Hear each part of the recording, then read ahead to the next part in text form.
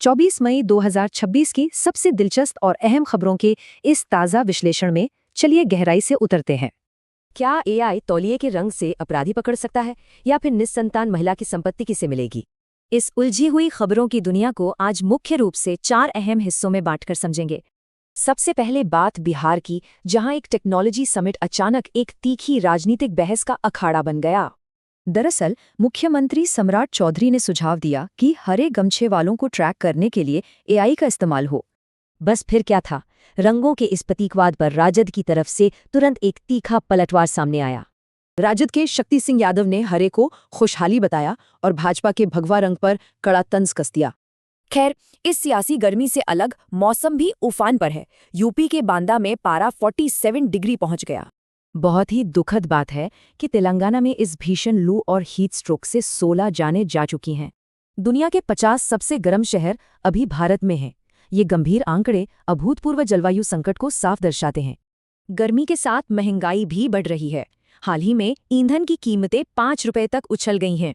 इस बढ़ोतरी से सीएनजी, एलपीजी और दूध जैसी रोजमर्रा की चीजें महंगी हो रही हैं, जिससे कड़ा विरोध शुरू है। अब बात हाई कोर्ट के एक बहुत ही ऐतिहासिक और अहम फैसले की, जो निस्संतान महिलाओं की संपत्ति पर है। इसमें अहम बात यह है कि विरासत पूरी तरह इस पर निर्भर करेगी कि वो संपत्ति आखिर कहाँ से मिली थी। एक और बड़ा बदलाव 1 जुलाई से होगा।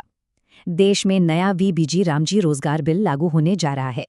ये नया बिल असल में पुरानी मनरेगा प्रणाली की जगह लेगा और इसका सीधा मकसद रोजगार की गारंटी बढ़ाना है। रोजगार की इसी दिशा में हाल ही में 19वें राष्ट्रीय रोजगार मेले में 51,000 युवाओं को सीधे नियुक्ति पत्र मिले और नौकरियों को रफ्तार देने के लिए देश भर में 100 नए औद्योगिक पार्क बनाने का भारी भरकम बजट भी पास हुआ। उधर रक्षा क्षेत्र में भी बड़े निवेश हो रहे हैं। हाल ही में महाराष्ट्र में एक नया मिसाइल कॉम्प्लेक्स खुला।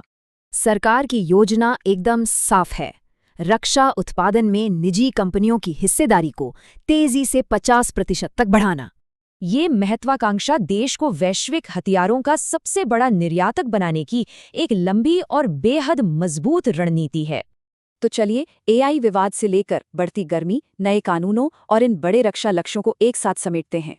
जलवायु संकट की चुनौतियों से लेकर रक्षा महत्वाकांक्षाओं तक ये घटनाएं मिलकर हमारे वर्तमान परिदृश्य को आकार दे रही हैं।